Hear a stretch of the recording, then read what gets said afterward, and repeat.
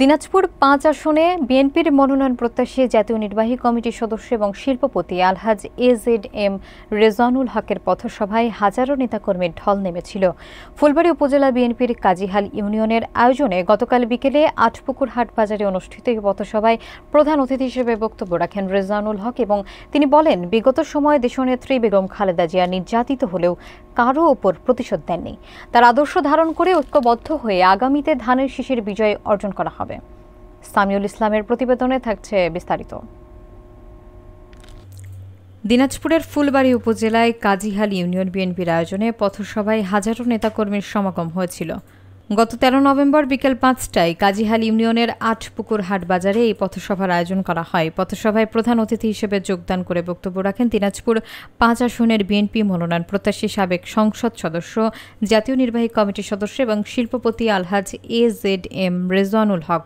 কাজীহাল union বিএনপির সভাপতি মোহাম্মদ আবু সাইদ চৌধুরী এই সভায় সভাপতিত্ব করেন।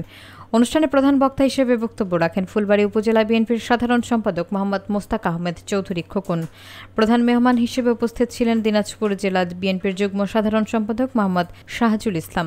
বিশেষ অতিথি হিসেবে উপস্থিত ছিলেন ফুলবাড়ী উপজেলা বিএনপির সিনিয়র যুগ্ম সাধারণ সম্পাদক মোহাম্মদ আলাউদ্দিন মাস্টার, পার্বতীপুর উপজেলা বিএনপির যুগ্ম সাধারণ সম্পাদক মোহাম্মদ আকরাম হোসেন, সাংগঠনিক সম্পাদক অধ্যাপক মোখলেসুর রহমান সহ অন্যান্য নেতৃবৃন্দ।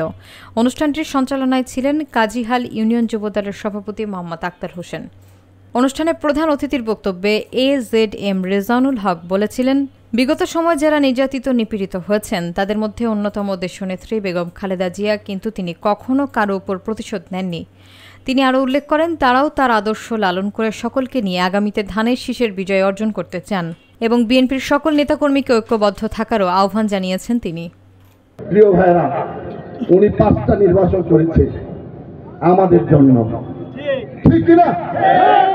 উনি আমাদের জন্য নির্বাচন করেছে, এই ফুলবাড়ী পার্বতীপুর মানুষের জন্য, এই মানুষগুলোর হাসি ফুটানোর জন্য।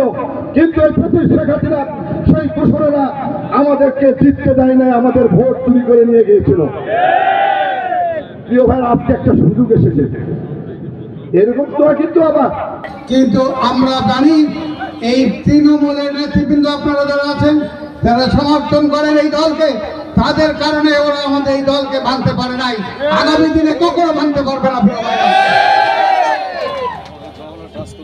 আমরা অনেকে বাড়িতে রাখতে পারি নাই, এই কথাটা ঠিক কিনা বলবো?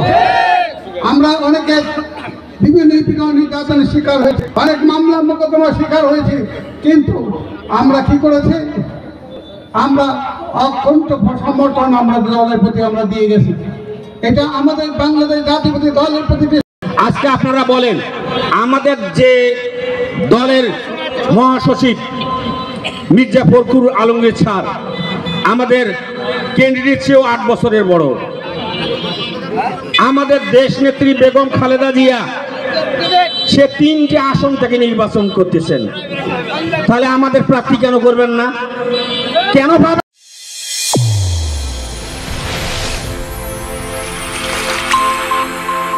চ্যানেল A1 হৃদয়ের স্পন্দন।